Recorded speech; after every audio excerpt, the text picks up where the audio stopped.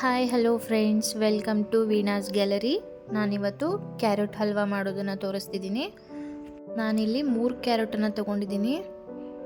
ಕ್ಯಾರೆಟಿನ ಮೇಲ್ಗಡೆ ಸಿಪ್ಪೆನ ನೀಟಾಗಿ ಈ ಥರ ತೆಕ್ಕೊಂಬಿಟ್ಟು ಕ್ಯಾರೆಟನ್ನು ವಾಶ್ ಮಾಡಬೇಕು. ವಾಶ್ ಮಾಡಿ ಕ್ಯಾರೆಟನ್ನು ತುರ್ಕೋಬೇಕು. ಈ ಥರ ಕ್ಯಾರೆಟನ್ನು ತುರಿದಾದ್ಮೇಲೆ ಒಂದು ಪ್ಯಾನ್ ಬಿಸಿ ಮಾಡಲಿಕ್ಕಿಟ್ಟು ಅದಕ್ಕೆ 3ರಿಂದ 4 ಸ್ಪೂನ್ ತುಪ್ಪ ಹಾಕ್ಕೊಂಡಿದ್ದೀನಿ. ಈ ತುಪ್ಪದಲ್ಲಿ ಈಗ ಗೋಡಂಬಿ ಮತ್ತು ಒಣ ದ್ರಾಕ್ಷಿಯನ್ನು ಹಾಕ್ಕೊಂಡು ಚೆನ್ನಾಗಿ ಫ್ರೈ ಮಾಡ್ಕೋಬೇಕು. ಈ ಥರ ಫ್ರೈ ಮಾಡ್ತಾ ಮಾಡ್ತಾ ಡ್ರೈ ಫ್ರೂಟ್ಸ್ ಇದೆಯಲ್ಲ, ಇದು ಕೆಂಪಗಾಗಬೇಕು. ಸ್ವಲ್ಪ ಬ್ರೌನಿಷ್ ಆದಮೇಲೆ ಈ ಥರ ಒಂದು ಬೌಲಿಗೆ ತೆಕ್ಕೊಂಡಿಟ್ಕೋಬೇಕು. ಆಮೇಲೆ ಇದಕ್ಕೆ ನಾನು ಕ್ಯಾರೆಟ್ ತುರಿದಿರೋದನ್ನು ಹಾಕ್ಕೊಂಡಿದ್ದೀನಿ. ತುಪ್ಪದಲ್ಲಿ ಈ ಥರ ಕ್ಯಾರೆಟನ್ನು ಫ್ರೈ ಮಾಡಬೇಕು.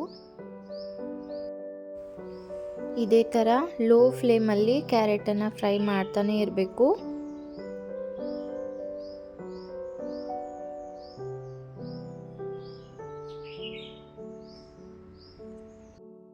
ಇವಾಗ ನಾನು ಸ್ಟೋವನ್ನು ಮೀಡಿಯಮ್ ಫ್ಲೇಮಿಗೆ ಇಟ್ಕೊಂಡ್ಬಿಟ್ಟು ಇದಕ್ಕೆ 1 ಸ್ಪೂನ್ ತುಪ್ಪನ ಆ್ಯಡ್ ಮಾಡ್ಕೋತಾ ಇದ್ದೀನಿ.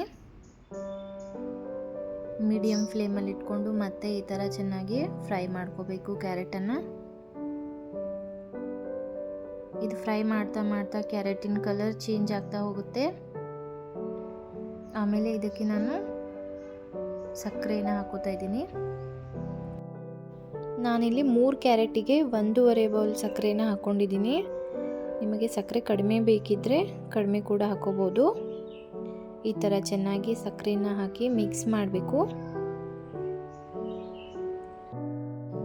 ಇದನ್ನು ಸಕ್ಕರೆ ಜೊತೆ ಮಿಕ್ಸ್ ಮಾಡ್ತಾ ಮಾಡ್ತಾ ಆ ಸಕ್ಕರೆ ಮೆಲ್ಟ್ ಆಗುತ್ತಲ್ಲ, ನೀರು ಬಿಡುತ್ತಲ್ಲ ಸಕ್ಕರೆ, ಅದರಲ್ಲೇ ಕ್ಯಾರೆಟನ್ನು ಕುದಿಸ್ಕೋಬೇಕು.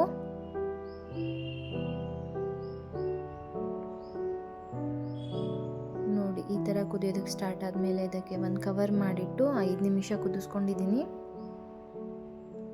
ಮತ್ತು ಈ ಥರ ಮಿಕ್ಸಪ್ ಮಾಡ್ಕೋಬೇಕು.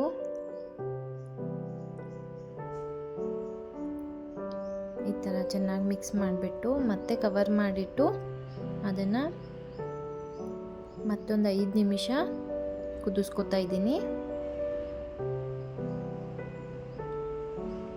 ನೋಡಿ, ಈ ಥರ ರೆಡ್ ಕಲರ್ ಆಗಿ ಬರುತ್ತೆ. ತುಂಬ ಚೆನ್ನಾಗಿ ಕುದ್ಮೇಲೆ ರೆಡ್ ಕಲರ್ ಆಗಿ ಟರ್ನ್ ಆಗುತ್ತಲ್ಲ, ಆವಾಗ ಇದಕ್ಕೆ ಏಲಕ್ಕಿ ಪುಡಿ ಮತ್ತು ಫ್ರೈ ಮಾಡಿ ಇಟ್ಟಿರ್ತಕ್ಕಂಥ ಡ್ರೈ ಫ್ರೂಟ್ಸನ್ನು ಹಾಕ್ಕೋಬೇಕು.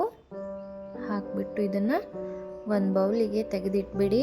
1ರಿಂದ 1.5 ಗಂಟೆ ಇದನ್ನು ಆರಲಿಕ್ಕಿಟ್ಟು ಆಮೇಲೆ ಬೌಲಿಗೆ ಹಾಕ್ಕೊಂಡು ಸರ್ವ್ ಮಾಡಿ, ಟೇಸ್ಟ್ ಮಾಡಿ.